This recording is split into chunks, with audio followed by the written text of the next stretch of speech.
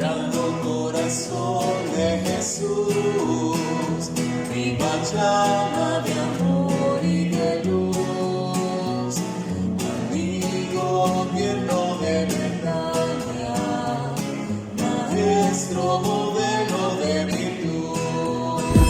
Domingo 13 de junio. Primera lectura. Lectura de la profecía de Ezequiel. Así dice el Señor Dios: arrancaré una rama del alto cedro y la plantaré. De sus ramas más altas arrancaré una tierna y la plantaré en la cima de un monte elevado. La plantaré en la montaña más alta de Israel, para que eche brotes y dé fruto y se haga un cedro noble. Anidarán en él aves de toda pluma, anidarán al abrigo de sus ramas. Y todos los árboles silvestres sabrán que yo soy el Señor, que humilla los árboles altos y ensalza los árboles humildes, que seca los árboles lozanos y hace florecer los árboles secos. Yo, el Señor, lo he dicho y lo haré. Palabra de Dios. Es bueno darte gracias, Señor. Es bueno darte gracias, Señor. Es bueno dar gracias al Señor y tocar para tu nombre, oh Altísimo. Proclamar por la mañana tu misericordia y de noche tu fidelidad. Es bueno darte gracias, Señor. El justo crecerá como palmera, se alzará como cedro del Líbano, plantado en la casa del Señor. Crecerá en los atrios de nuestro Dios. Es bueno darte gracias, Señor.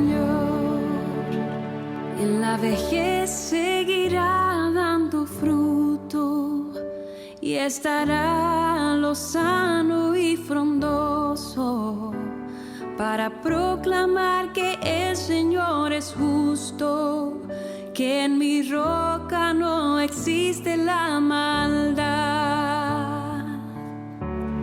Es bueno darte gracias, Señor. Es bueno darte gracias, Señor. Segunda lectura. Lectura de la segunda carta del apóstol San Pablo a los Corintios. Hermanos, siempre tenemos confianza, aunque sabemos que mientras sea el cuerpo nuestro domicilio, estamos desterrados lejos del Señor. Caminamos sin verlo, guiados por la fe. Y es tal nuestra confianza que preferimos desterrarnos del cuerpo y vivir junto al Señor. Por lo cual, en destierro o en patria, nos esforzamos en agradarle, porque todos tendremos que comparecer ante el tribunal de Cristo para recibir premio o castigo por lo que hayamos hecho mientras teníamos este cuerpo. Palabra de Dios.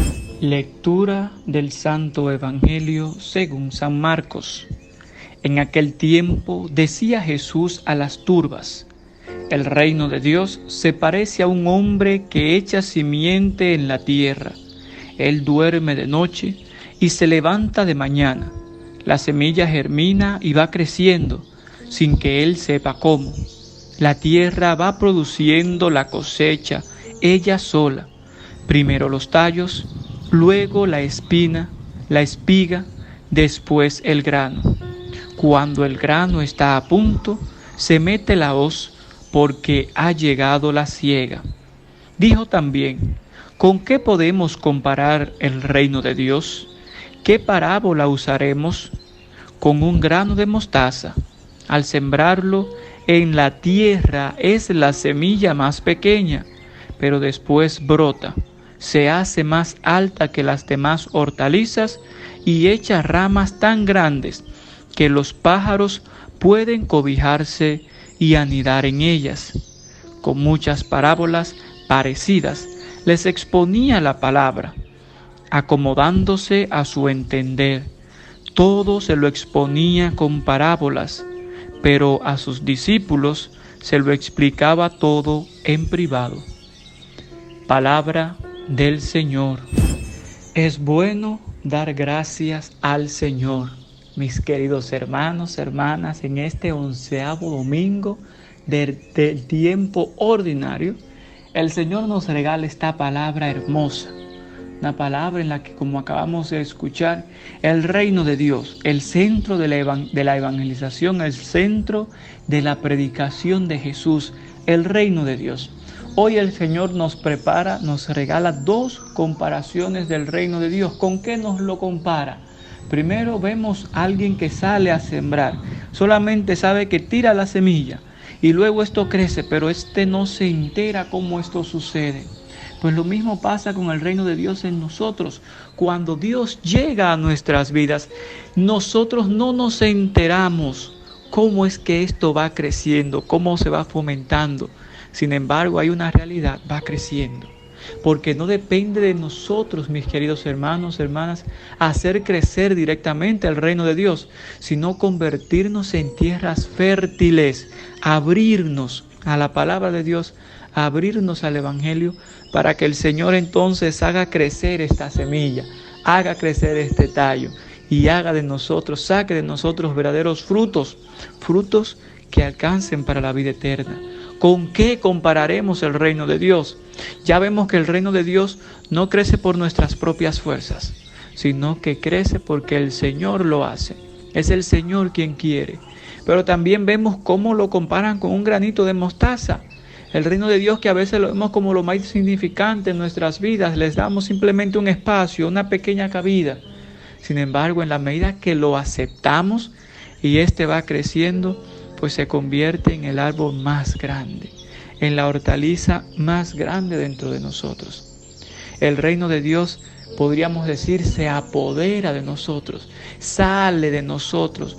Nosotros, cuando nos abrimos verdaderamente al reino de Dios, nos abrimos a la voluntad de Dios, empezamos a actuar, empezamos a vivir de modo que lo que se ve a través de nosotros es reino de Dios. Por encima de todas las actitudes, por encima de todas las demás cosas, se ve en nosotros el reino de Dios.